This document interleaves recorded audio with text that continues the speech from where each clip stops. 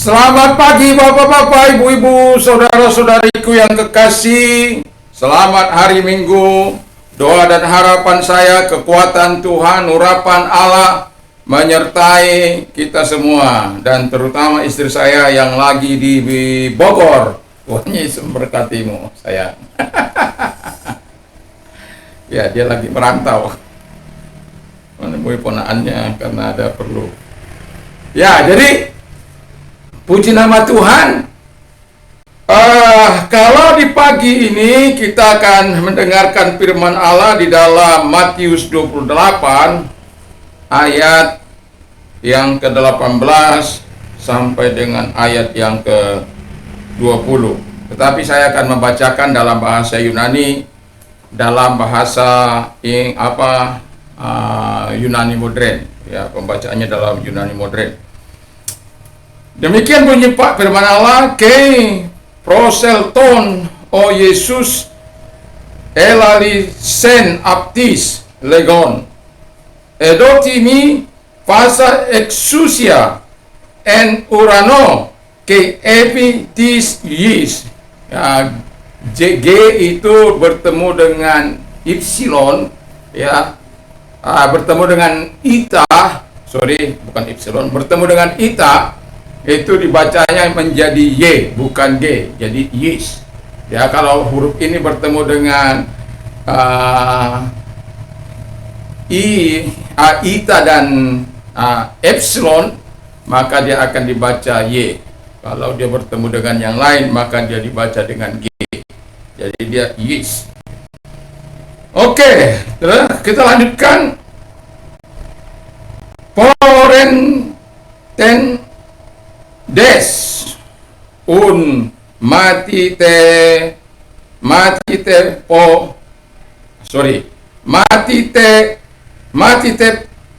sate panda ta etin dari kata etnos, ya, bangsa. Bartizondes aptus is tu anoma tou patros ke tu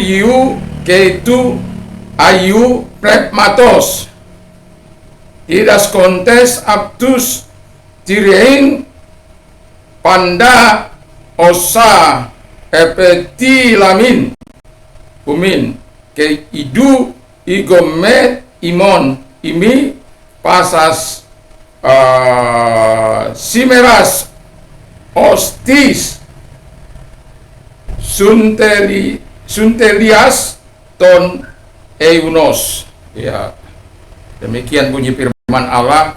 Mengapa saya membacakannya dalam bahasa Yunaninya?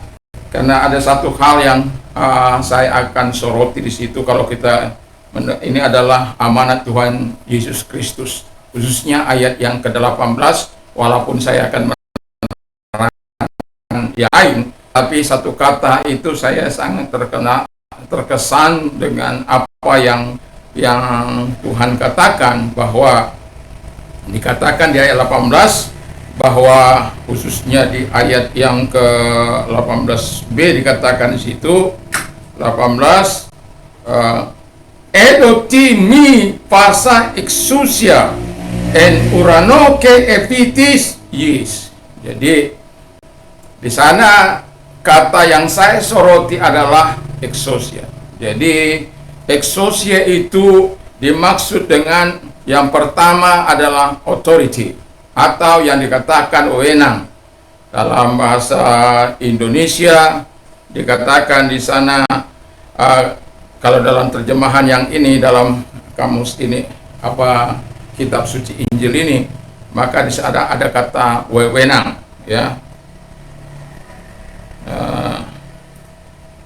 Tapi dalam terjemahan baru tidak hilang kata wewenangnya, ya. Jadi kata wewenang, kita tahu wewenang itu bagaimana diterapkan di dalam satu kehidupan ini, ya. Jadi ketika wewenang itu berlangsung dalam kehidupan, katakan kalau polisi menjaga jalan raya, dia punya wewenang. Kalau saya tidak punya wewenang menyetop bus-bus yang seberat apapun, ya. Tapi kalau polisi sudah dengan pakaian dinasnya, dengan pakaian pelontasnya, maka tangannya itu gerakan tangannya, kalau dikatakan begini akan berhenti segera, atau kalau dikatakan begini pelan-pelan akan pelan, atau bagaimana diarahkan, pasti para supir akan mengikutinya. Jadi dikatakan bahwa wewenang di surga maupun di bumi, ya. Jadi Yes itu bisa darat, bisa manusia, bisa bumi dan lain sebagainya. Makanya di langit dan di bumi, ya. Di bumi ada manusia yang memegang kehidupan ini, atau yang mendiami, yang kadangkala manusia itu tidak sesuai dengan apa yang dikehendaki oleh Tuhan. Jadi yang mau saya katakan yang pertama adalah, ingatlah bahwa ketika engkau ada di bumi ini, Tuhan sudah memberikan eksusianya bagimu. Eksusianya itu penting supaya kita mengerti bahwa ada wewenang kita yang diberikan oleh Allah kepada manusia, kepada orang-orang percaya, untuk mengusir setan-setan dalam namanya. Makanya dalam Markus 16 dikatakan di sana, supaya manusia itu ketika melakukan amanat agung, ketika dia melakukan the Great Commission itu, maka manusia harus menyadari bahwa apa yang telah dimiliki oleh Yesus, dikatakan pergilah, kata firman Allah, untuk menerima segala, pergilah dengan kuasa dari Tuhan itu. Yang kedua yang saya soroti, kata exousia itu berarti jurisdiction, ya. Orang hukum itu tahu apa artinya jurisdiction itu. Jadi wilayah hukum, mana yang boleh dimasuki, mana yang tidak boleh dimasuki. Nah, kalau kita kan sudah jelas jurisdiksinya Tuhan, sudah jelas bahwa di langit, di bumi, bahkan di bawah bumi, kata firman Allah, adalah dalam wewenang yang daripada Tuhan. Jadi kalau kita yakin bahwa eksusianya itu bersama dengan kita yakin bahwa eksusianya Tuhan yang luar biasa itu menyertai kita, kenapa kita harus takut menyatakan iman kita kepada Kristus Yesus? Karena banyak orang, saya dengar ada banyak orang percaya kepada Yesus tetapi tidak mampu menunjukkan dirinya kepada Yesus. Dia hanya mampu menunjukkan imannya kepada kelompok-kelompok tertentu. Tapi saya mau katakan, ketika engkau memiliki eksusianya Tuhan, Tuhan tidak pernah mengajar engkau untuk munafik.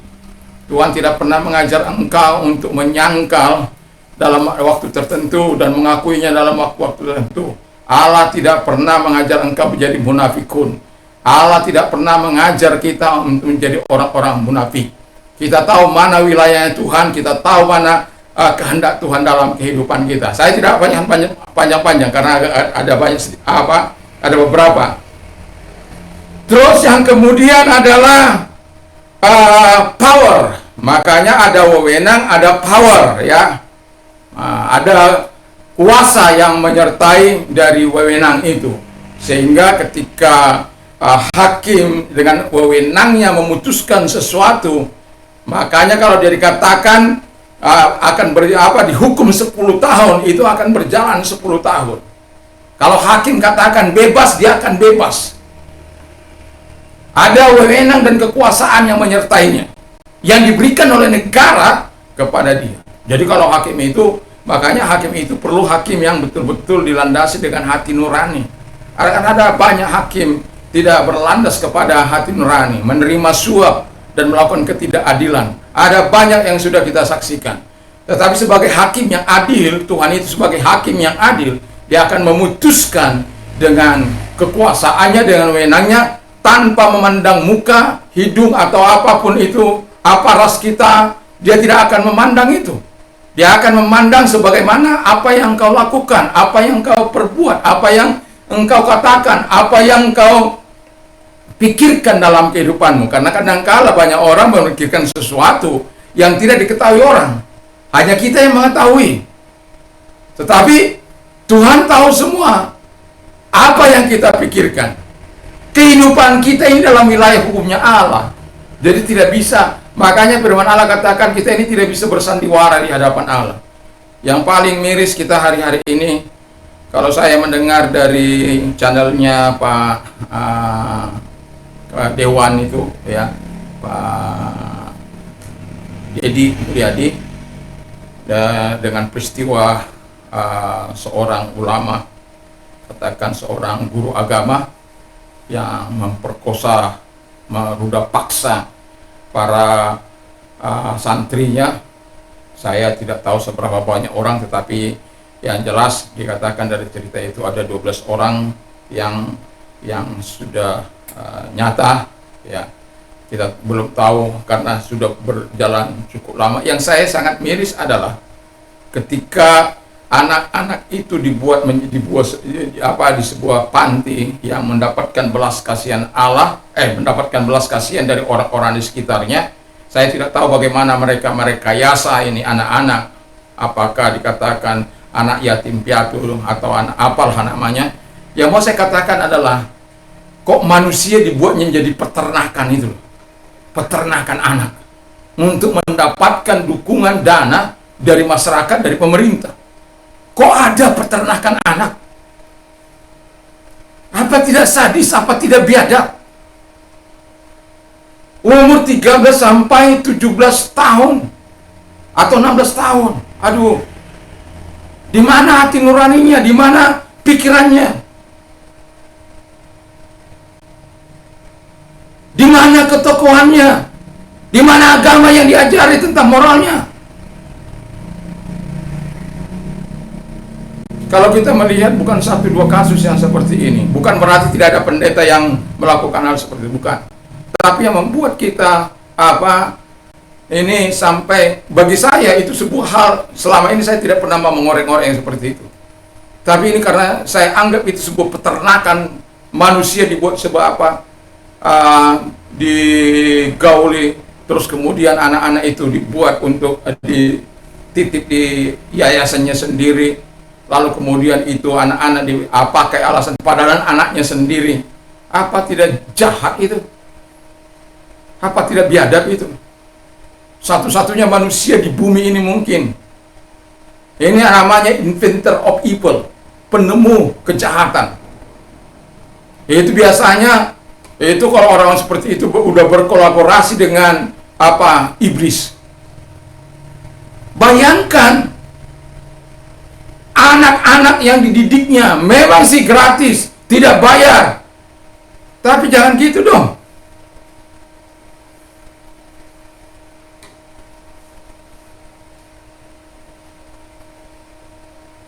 Setiap agama mengajarkan sesuatu yang baik. Yesus juga mengajarkan kita untuk hal yang. Tapi mengapa manusia bisa terjerat? Mengapa manusia bisa melakukan hal yang mengaitkan itu sampai menjadikan manusia peternakan manusia hanya untuk mendapatkan uang dan belas kasihan? Kita berharap tidak ada lagi hal-hal yang seperti itu. Kita berharap.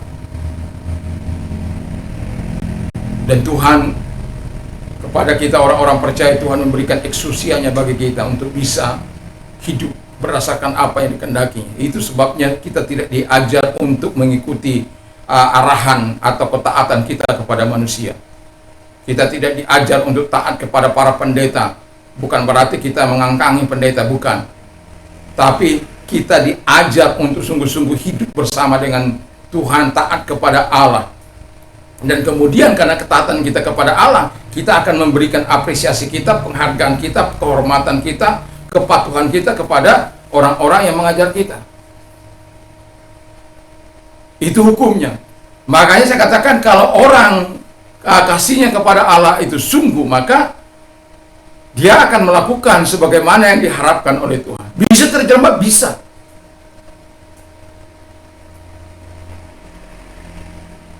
Itu sebabnya perlunya kehati-hatian, kewaspadaan.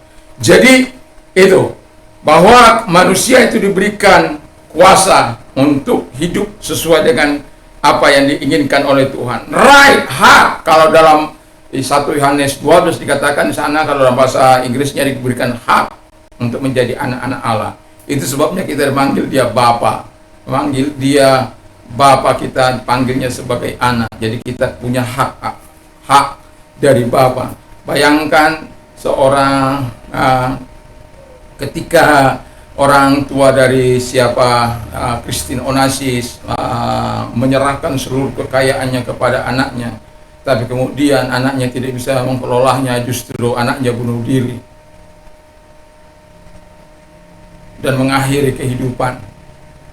Anda ketika anaknya diserahkan mengelola semuanya, apa yang dimiliki bapak, apa yang dimiliki bapaknya, ketika diserahkan itu menjadi milik anaknya, menjadi di bawah kendali anaknya. Nah, ketika Allah memberikan itu kuasanya kepada manusia, kepada Yesus, segala kuasa di langit di bumi telah diberikan kepadaku, maka pergilah dengan kuasa itu. Lalu yang bagian lain lagi yang dikatakan exousia itu berarti strength. Jadi ada kekuatan yang mengalir. Antara kuasa dan kekuatan itu sedikit berbeda. Jadi ada kekuatan dari Tuhan menyertai roh, jiwa, dan tubuh kita.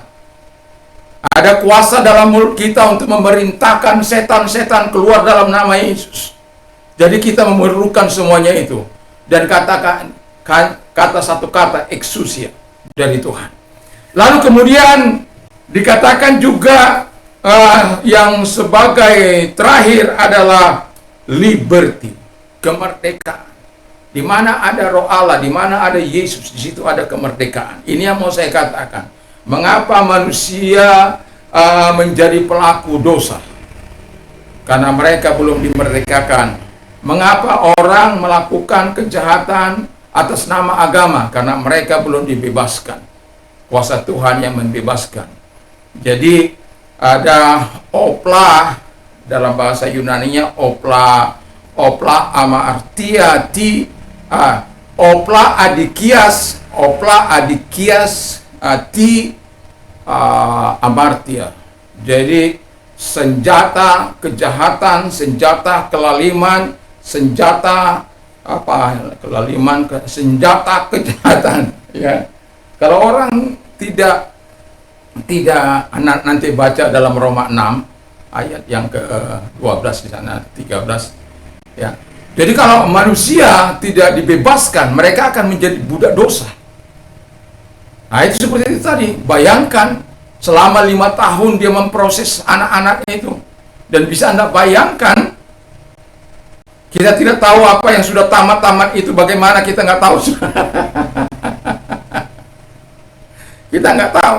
Yang paling mirisnya adalah mereka kan setiap sekali setahun pulang. Jadi dia sudah rencana bahwa dari kisah anak yang menceritakan itu, aduh, ngeri. Jadi tidak ada. Nah, kebetulan ketahuannya itu ada anak yang dari daerah apa lupa saya ya. Itu hamil, lalu tes kehamilan diketahui orang. Nah, di situ hebohnya, disitulah terbongkarnya. Jadi di sebelum Lebaran yang tahun lalu,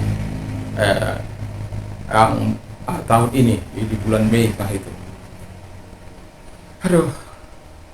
Jadi manusia perlu dibebaskan. Nah, jadi kalau manusia, jadi opla adikias ti amartia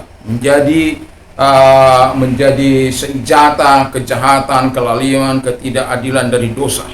Jadi itulah manusia. Makanya dikatakan kita harus menjadi opla di keusini toteu. Jadi senjata kebenaran, senjata kebaikan, senjata kasih dari kebenaran Allah itu sendiri, dari Allah. Jadi kalau ada kebenaran Allah, ada kebaikan Allah, ada belas kasihan Allah, itulah senjata yang kita pakai. Kalau kita pakai dalam nilai-nilai kasih, karposnya pneumatos, karpos ton pneumatos, buah-buah roh itu, kita akan mengetahui ada agapi, ada irini, ada chara, ada prautes, ada Aristotes, ada makrotimia, ada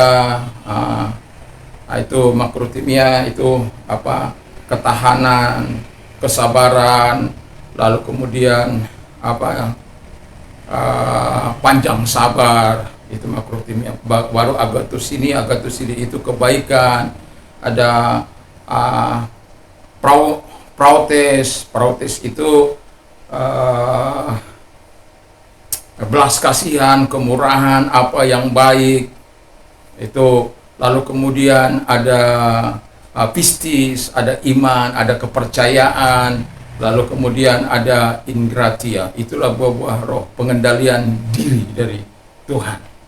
Jadi kalau kita diberikan buah-buah roh, buah-buah kasih, itu kasih, damai, sejahtera, sukacita, kebaikan seperti tadi. Tapi kalau kita mengetahui bahasa aslinya, itu akan jauh lebih bagus.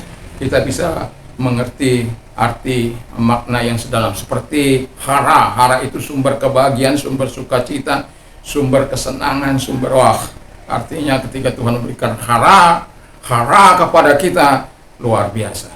Ini bukan apa, tapi saya mau katakan ini dalam bahasa Yunani modern. Dulu saya waktu belajar bahasa Yunani di sekolah Alkitab, untuk membenarkan yang salah itu agak sulit. Ya, katakan saya sudah terbiasa mengatakan Ouranos, ya. Ouranos itu langit atau surga.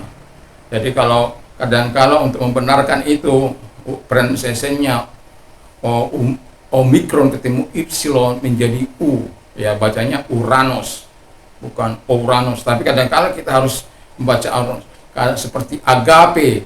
Jadi kadang-kala kita juga terikut dengan agape kita, karena kalau saya ngomong begitu, tapi yang sebenarnya adalah agavi, sama dengan Irene, ya. Jadi epsilon ketemu iota menjadi i. Jadi kita perlu, apalagi orang-orang teologia, perlu mempelajarinya untuk sesuatu yang bisa dikomunikasikan, bukan sesuatu yang disimpan. Sesuatu yang bisa bilang kalispera, kalinik, atau macam-macam lah itu. Kalau kuria, ya, orang katakan kuria, kiria, itu nyonya bisa, tanah air, ibu bisa, atau kirios, ya, bukan kurios, kirios. Saya tidak sedang apa di situ, tapi saya mau katakan kepada kita, mari kita belajar tentang bahasa aslinya. Nah, jadi yang perlu kita ketahui dalam ketika Tuhan memberikan amanat agungnya atau Great Commission itu, kita harus mengetahui bahwa kuasa itu telah diberikan kepada Yesus, dan kuasa itu, pergilah dengan kuasa itu untuk apa? Dikatakan oleh Alkitab supaya kita pergi. Kalau di sini dikatakan pergi untuk apa? Mati tep sate pantata etim.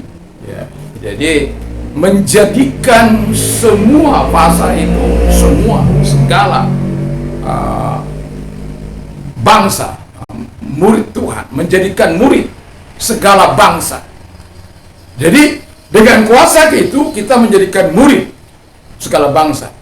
Kita mungkin terbatas dengan keadaan, tetapi dengan kemajuan teknologi sekarang ini, kita bisa, berapa hari ini saya tidak tayang, ya, kita bisa menyampaikan berita Injil, berita kasih karunia kepada semua orang. Kita bisa mendoakan dunia ini, dan kita bisa menyatakan kuasa Allah tidak pernah berubah dan sekarang sampai selama-lamanya. Dan orang yang mungkin takut menerima Yesus, dan sampai nanti Tuhan membangkitkan imannya, karena itu yang kita harapkan.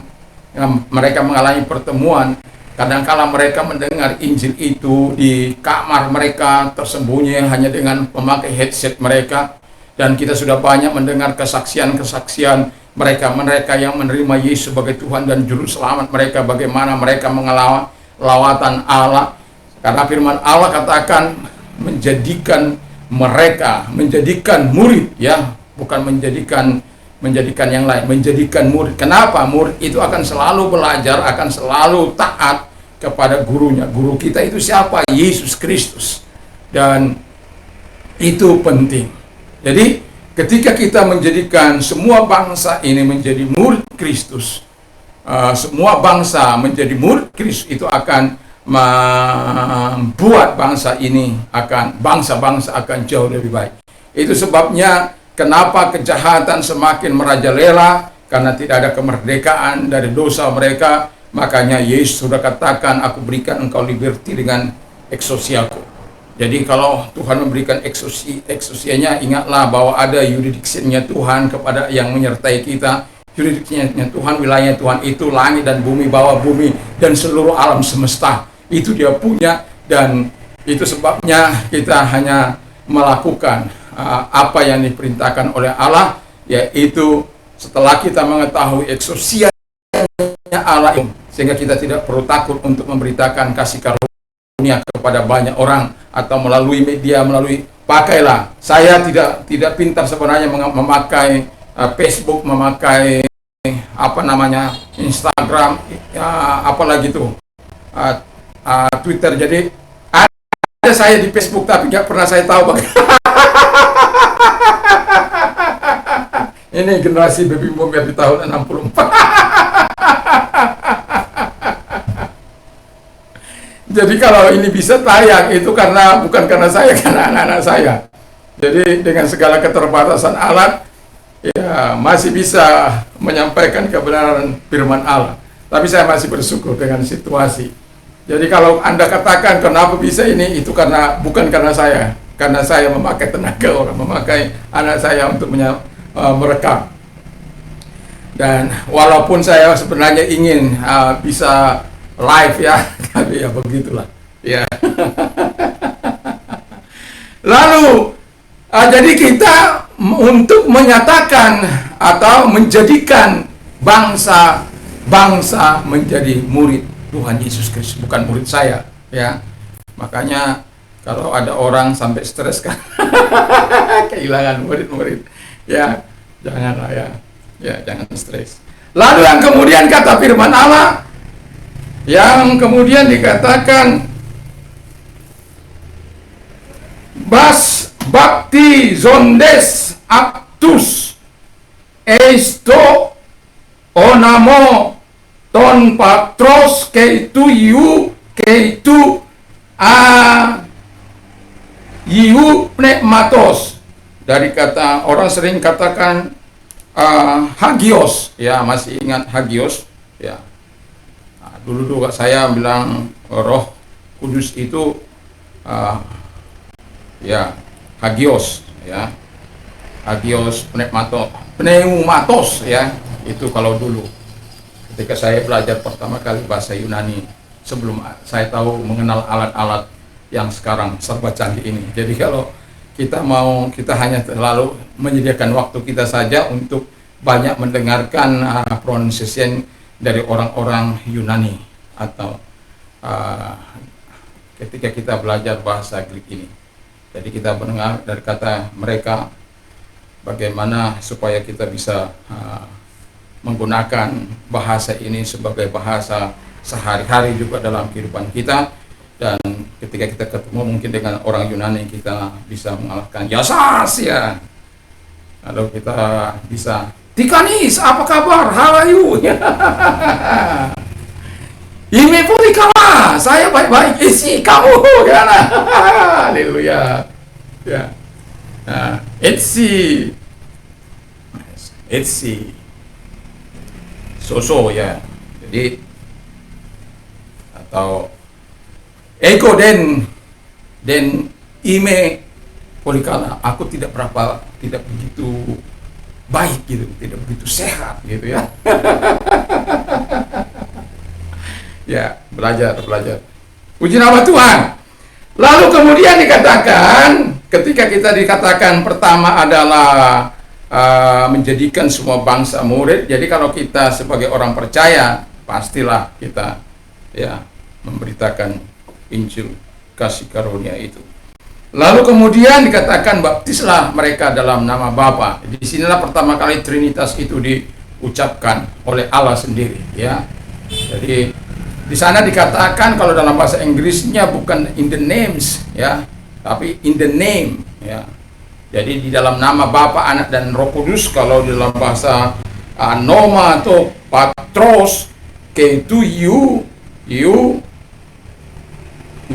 K2 pneumatos. Jadi itu adalah anak, dan kemudian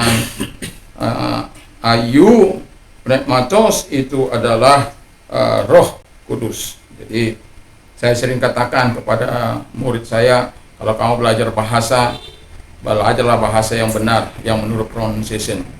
Dan kalau Anda tidak tahu pronunciation-nya, tanya kepada orang yang tahu pronunciation-nya. Itu supaya, karena pronunciation di Jerman sana, pronunciation di Amerika, ketika kita bahasa Inggris, kalau kita berbeda, maka IPA, International Phonetic Association, itu sudah standar.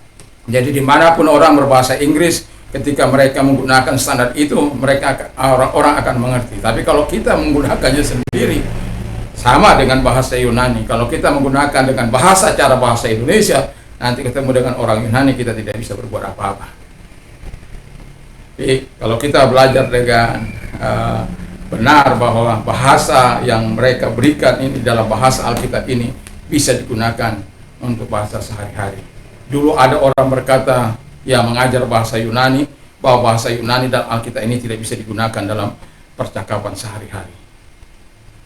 Siapa bilang selama kita mengucapkan pronunciation-nya dengan benar dan mengetahui artinya dengan benar, maka dia bisa digunakan untuk kehidupan sehari-hari.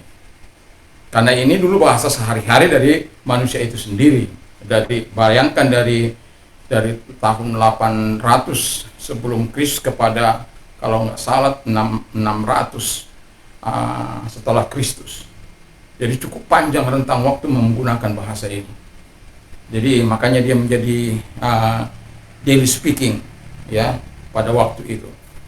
Jadi kita sebagai orang yang percaya, mengapa saya sangat tertarik dengan mengungkapkan ini? Karena saya melihat setiap kali saya mendengar ada banyak orang-orang menggunakan bahasa ini, tetapi tidak sesuai dengan apa yang pronunciation daripada bahasa itu sendiri.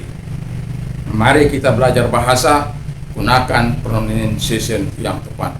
Lebih baik Anda mengajar satu kata tetapi Anda tepat dan berkata dengan benar, daripada banyak kata tetapi Anda tidak mengatakan dengan benar. Itu kalau bagi saya seringkali sakit telinga saya ya. Jadi itu. Jadi belajar bahasa apapun pasti saya belajar dulu terlebih dahulu pronunciation. Banyak kali saya harus mendengar, banyak kali saya harus mengajar telinga saya ini untuk bisa mengucapkan dengan baik dan benar. Jadi saya tidak hanya memberikan koreksi, saya telah banyak mendengar, telah banyak membaca dalam apa. Dan satu hal yang saya mau katakan, setiap kali rekan, sahabat, bahkan keluarga saya kalau pergi ke mana itu, ke Israel sana, biasanya mereka akan singgah di Yunani. Seringkali satu pesan saya, tolong saya carikan kamus bahasa Yunani yang ada pronunciation-nya, ya, pronunciation-nya, sehingga saya tidak terlalu sulit untuk apa. Ini kan kita harus mendengar, untuk itu kita harus mendengar apa supaya kita bisa mengatakannya dengan tepat dan baik. Jadi, tetapi setiap kali, maaf kami nggak sempat ke toko buku, maaf, keluarga saya juga begitu, ya, yang pernah ke sana. Ya, tapi saya tidak mengatakan apa. Tapi itu satu hal kerinduan saya, memiliki kamus yang punya pronunciation-nya. Ya, seperti kamus bahasa Inggris kan selalu banyak, ada yang Oxford, saya punya. Kalau Oxford itu kan ada American style, ada British style. Jadi kita tidak bingung ketika kita menggunakan kamus itu. Kalau kita bicara dengan orang American, kita bisa British, kita bisa karena saya juga menggunakan kamus Oxford. Jadi Oxford yang tebal itu lengkap dengan pronunciation-nya baik dari American style dan British style. Jadi di sini saya katakan kepada kita bahwa ketika kita Yang pertama yang dikatakan, yang kita lakukan itu adalah mengajar, menjadikan murid, lalu kemudian membaptis. Sebab dalam Markus 6 ayat 16 dikatakan, barang siapa tidak dibaptis, mereka akan dihukum. Kenapa? Karena baptisan itu menandakan persekutuan, kesatuan orang percaya dengan Yesus. Dan itulah sebabnya mereka perlu baptis. Bagaimana mereka yang ada di salib, dia yang ada di salib yang mengaku, itu exception, ya. Atau bagaimana mereka yang tidak sempat dibaptis, exception, ya. Tapi kalau mereka punya waktu untuk dibaptis, mereka tidak melakukan, ya, makanya dikatakan baptislah mereka. Barang siapa tidak percaya kepada, barang siapa percaya dan dibaptis, mereka selamat. Tapi barang siapa mereka percaya tapi tidak dibaptis, ya dihukum. Jadi ketika Anda percaya kepada Yesus, datanglah kepada gereja terdekat di mana Anda dan mintalah diri Anda untuk dibaptis, sehingga Tuhan akan menyatakan kebaikan. Lalu yang ketiga, yang tidak kalah pentingnya dari amanat agung, yang pertama dikatakan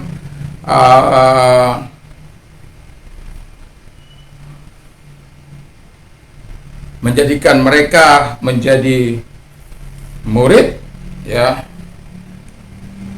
yaitu mati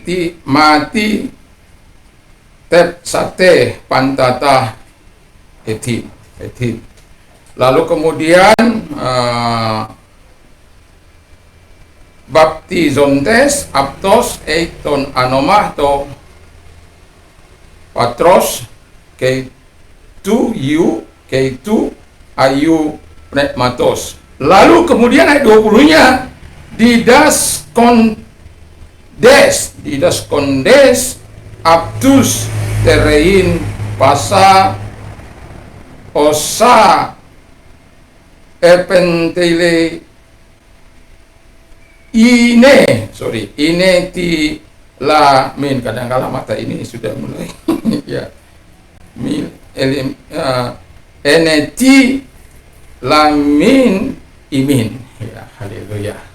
Jadi artinya bahwa kita harus mengajar. Jadi yang ketiga itu adalah mengajar mereka untuk apa? Kalau saya apakan sedikit satu-satu dari kata itu, yaitu tirin.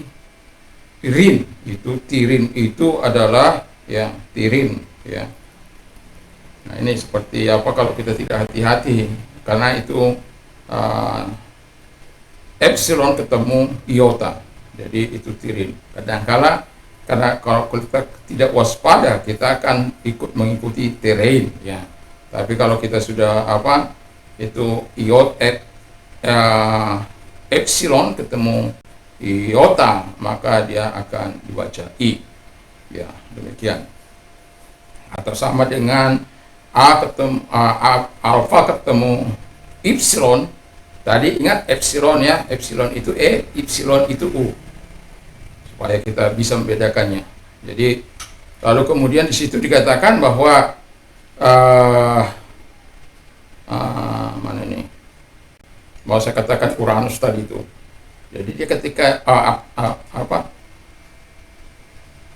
dan aptus, ya. Jadi alfa ketemu epsilon, maka dibaca menjadi af. Jadi aptus. Terus kemudian di situ kenapa menjadi aptus? Karena ada di situ kata omikron ketemu epsilon menjadi u, ya. Jadi perlu kita belajar bahasa Yunani itu karena dia tidak hanya sekedar seperti itu huruf. Ada kita ketemu double konsonan, seperti apa itu me sama ketemu v itu menjadi b, ya. Gamma ketemu gamma menjadi g, ya. Jadi ya seperti itulah, ya. Jadi kita perlu banyak mendengar karena ini bahasa asli Alkitab kita. Puji nama Tuhan.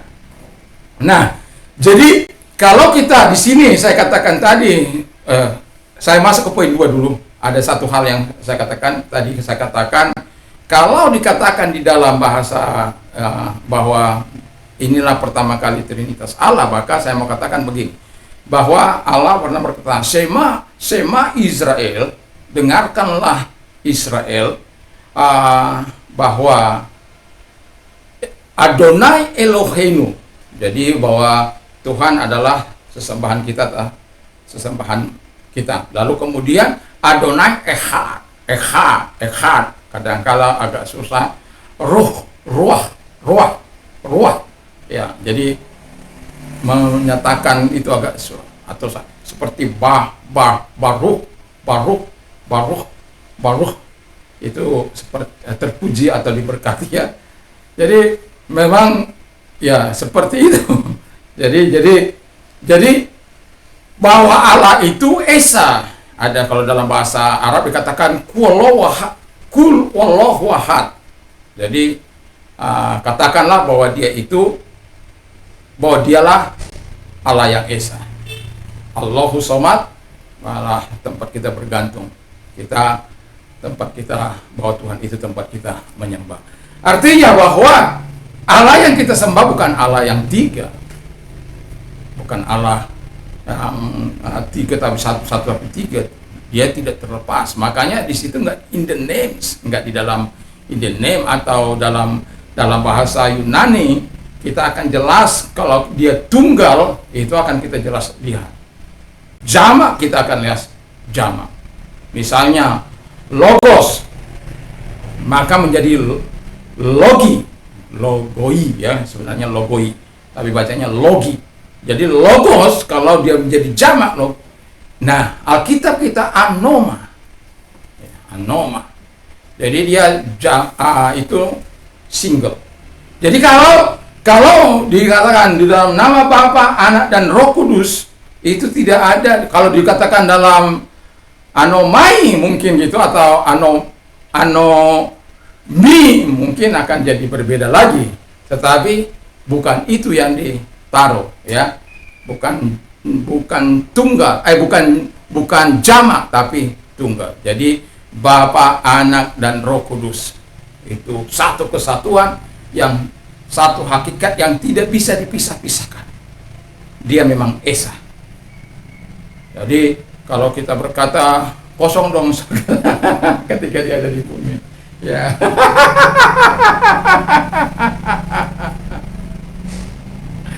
Dia membatasi, menjengkali Allah dengan cara pikiran manusia. Tapi mereka lupa bahwa dia adalah HL, Allah yang besar, Allah yang maha kuasa, Al-Gadol, ya, Allah yang maha besar, Al-Elyon, Allah yang maha tinggi, dan lain sebagainya. Ha-Elyon, ya. Ha-Gadol. Jadi itulah Allah yang kita sembah, itulah Allah yang kita tinggikan, itulah Allah yang maha besar, yang maha perkasa. Jadi El Shaddai. Jadi kalau dia katakan El Shaddai, Allah yang maha kuasa, apa yang nggak bisa dikerjakannya, apa yang tidak bisa dilakukannya. Jadi itu pikiran manusia yang membuat meragukan Allah itu Esa. Tapi saya tidak sedang untuk mengajar tentang Trinitas, tetapi dia adalah satu kesatuan, yang satu hakikat yang tidak bisa dipisahkan satu dengan yang lain. Dia adalah Allah. Makanya di dalam nama Bapa, Anak dan Roh Kudus. Kalau di dalam nama-nama, itu sudah berbeda. Di dalam nama-nama Bapa dan Anak dan Roh Kudus, itu beda sudah beda, berarti ada perceraian di situ. Tapi ini nama, ya. Ya, jadi di situ untuk apa? Mengajarkan, ketiga itu untuk mengajarkan manusia mematuhi, mentaati segala perintah, segala pesan, ya, yang disampaikan oleh Tuhan kepada para murid untuk disampaikan kepada orang-orang yang mendengarnya. Karena pada waktu itu tentu kita tidak memiliki yang seperti ini, para murid tidak memiliki seperti ini. Makanya dikatakan di situ tirin itu adalah berarti dari kata tireo, mematuhi, menyimpan, lalu mempertahankan, memelihara, dan menaruh perhatian. Haleluya. Tapi dalam bahasa Indonesianya hanya diambil kata memelihara, mematuhi, ya. Jadi mematuhi itu sudah, melihara, mengawasi juga ada kata itu. Jadi luar biasa. Terus kemudian dikatakan yang di mana itu? Ini tilamin, ya, ini tilamin itu pesan, menyampaikan pesan-pesan. Jadi mematuhi pesan-pesan yang disampaikan dari Tuhan itu, atau firman yang disampaikan. Mereka hanya menyampaikan firman Allah. Itulah sebabnya pada waktu itu, karena firman Allah yang disampaikan bukan merupakan sebuah buku yang sudah ada ini, bukan, ya. Kita tahu bagaimana kurun waktu yang cukup panjang untuk menjadikan Alkitab ini, ya. Jadi di bawah penulis 40-an orang, tetapi semua sinkron satu dengan yang lain. 31.176 ayat, ya. 39 buku Perjanjian Lama, 27 Perjanjian Baru, 1189 pasal, dan 2000, kira-kira 2930 tokoh yang ada di dalamnya. Jadi itu sudah cukup untuk menerangkan satu-satunya kitab yang sempurna, satu-satunya kitab yang dapat dibuktikan secara bukti sejarah dan bukti-bukti penulisannya, Dead Scroll itu. Jadi ini adalah buku yang akan tetap relevan dengan situasi zaman, dan bukan Alkitab yang menyesuaikan diri dengan kita. Kitalah yang menyesuaikan diri dengan apa yang diperintahkan oleh Alkitab. Satu contoh, mengapa saya katakan kitalah yang harus menyesuaikan diri dengan Alkitab, bukan Alkitab menyesuaikan diri dengan kita. Karena situasi dan kondisi. Tuhan tahu yang terbaik bagimu. Tuhan sudah memikirkan yang terbaik. Satu contoh, ada teman saya ketika saya membuat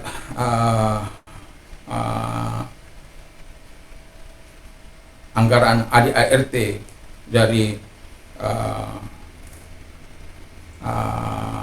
gereja kami yang terbaru. Jadi itu saya membuat, lalu kemudian di dalam ADART itu ada tertulis pendeta itu tidak boleh kawin lagi, gitu.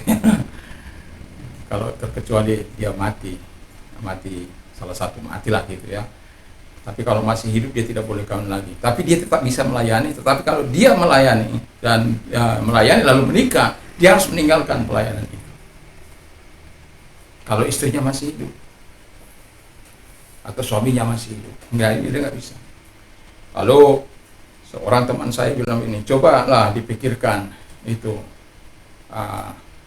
bahwa Alkitab yang memang itu tertulis, tapi coba kita lihat situasi kondisi zaman ini, bahwa ya namanya kawin dua itu ya sudah terbiasa. Tapi saya katakan bukan karena ketidakmampuan manusia lalu standar Tuhan turun. Manusia harus menyesuaikan diri dengan apa yang dikatakan oleh Tuhan. Bayangkan, Anda masih ingat bagaimana kejatuhan dari Salomo dengan 700 istri, 300 gundik, dan istri-istrinya dikatakan mencondongkan dia untuk menyembah kepada yang bukan Allah. Allah sudah memberikan sebenarnya yang terbaik, tapi dasar manusia, makanya firman Allah itu karena kedegilan hatimu, kekerasan hatimu. Kalau manusia tidak degil, kalau manusia tidak keras hati, tidak akan mungkin dia berpisah, tidak akan mungkin dia cerai, tidak akan mungkin. Tapi karena kedegilan, karena ego manusia. Tahu Anda ego? Expel God out, mengusir Allah keluar. Jadi kalau udah ego kita main, Allah lah yang akan kita suruh keluar dari diri kita. Kalau sudah Allah keluar dari diri kita, maka kita tidak akan pernah bisa menikmati yang terbaik dari Tuhan. Makanya saya katakan, cara Tuhan adalah selalu yang terbaik. Kita lah yang harus menyesuaikan dengan Tuhan. Dia dari kekal kepada kekal. Kita siapa manusia ini? Lalu kita mau menjengkali firman Allah, mau mengecilkan bahwa firman Allah tidak lagi relevan dengan situasi dan kondisi. Saya mau katakan firman Allah tetap relevan ketika Anda membacanya dari sudut kebenaran ilahi. Kalau dari sudut hawa nafsu Anda, kedagingan Anda, maka yang terjadi adalah pemberontakan. Karena hati sudah dipilih. Makanya perlu eksosinya Allah supaya kita bebas. Ya, bebas, punya hak sebagai anak Bapa dan kita sebagai anaknya. Dan kalau ketika kita menyadari eksosianya itu ada dalam hidup kita, wow, luar biasa.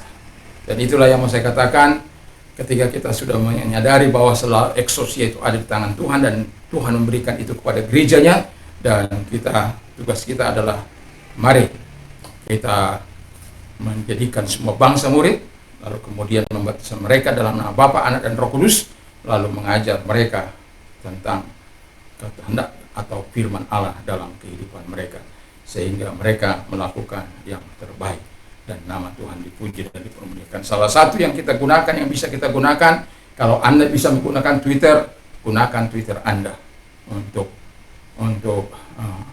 menjadi alat di tangan Tuhan. Kalau Anda bisa menggunakan Instagram Anda, gunakan Instagram Anda. Sayang, saya ini tidak bisa. Kalaupun ada dikatakan saya punya akun-akun itu akun bodong itu sebenarnya. Bukan saya.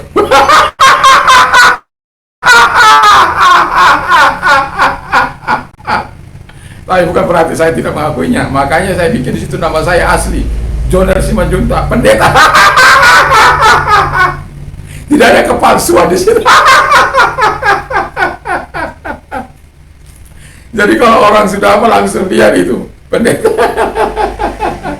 Makanya kalau saya berargumentasi dengan orang-orang, saya mencoba untuk membatasi diri dengan yang kalaupun mereka caci maki, bilang setan dan lain sebagainya, saya akan tetap memberkati mereka.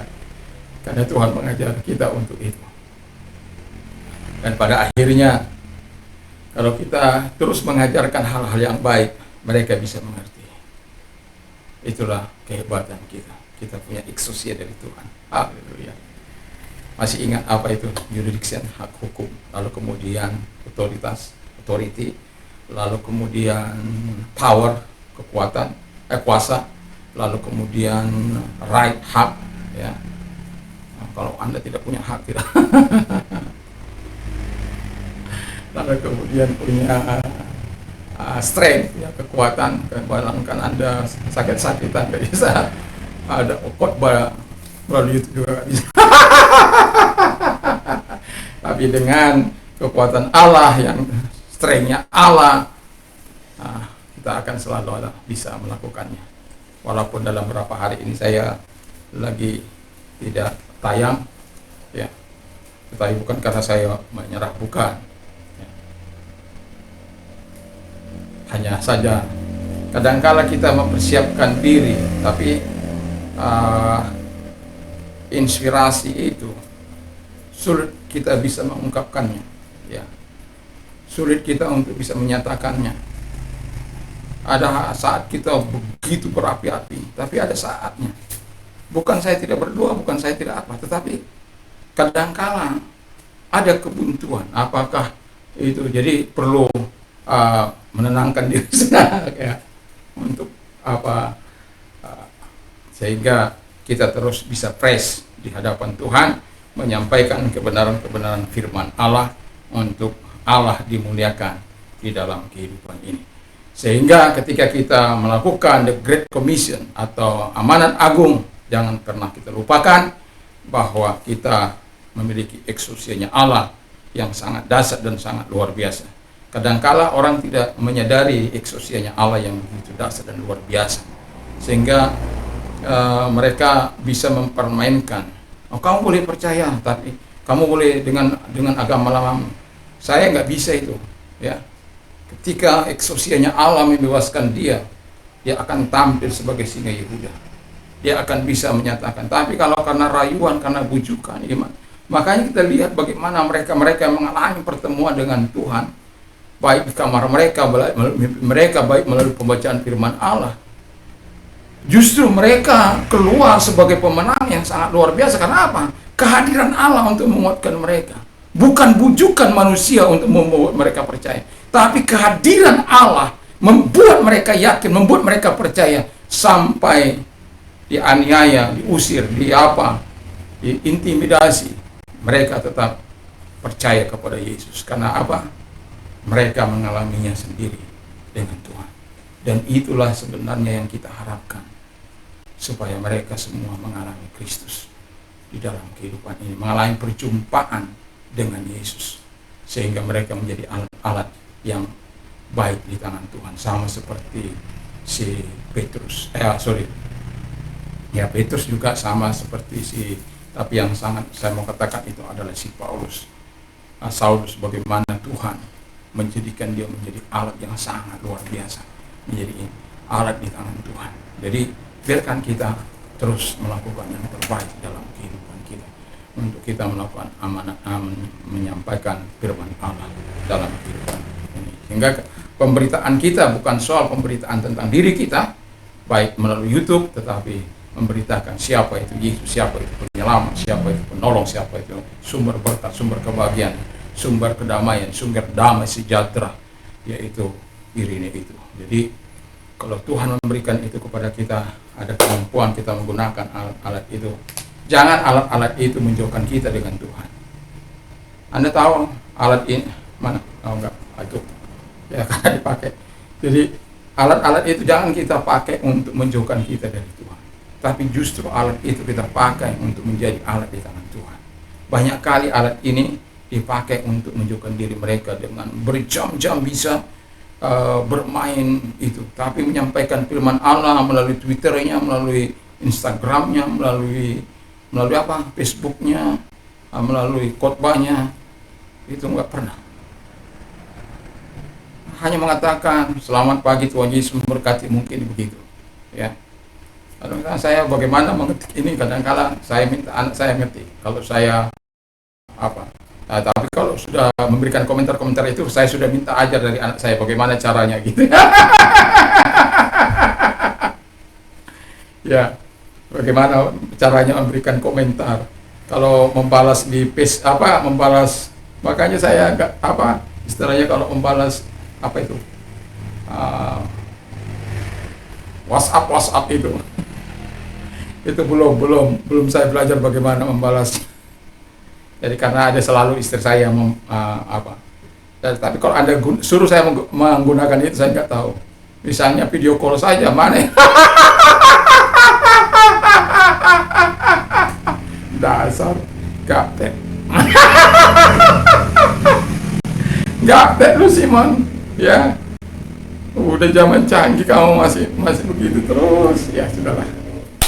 Tapi Tuhan Yesus memberkati kita, biar kita menyadari ketika kita menyampaikan amanat agung Tuhan, kita perlu menyadari bahwa kuasa ada di tangan Tuhan, dan kuasa itu telah diberikan kepada gereja supaya gerejanya pergi menjadikan muridnya, membaptis mereka dalam nama Bapa, Anak, dan Roh Kudus, lalu kemudian mengajar mereka untuk mematuhi segala perintah atau segala firman Allah dalam kehidupan kita sebagai orang yang percaya. Mari kita tunduk kepada kita. Terima kasih Tuhan, berkati firman-Mu, berkati kami semuanya yang sudah mendengarkan firman Allah. Terpujilah Engkau.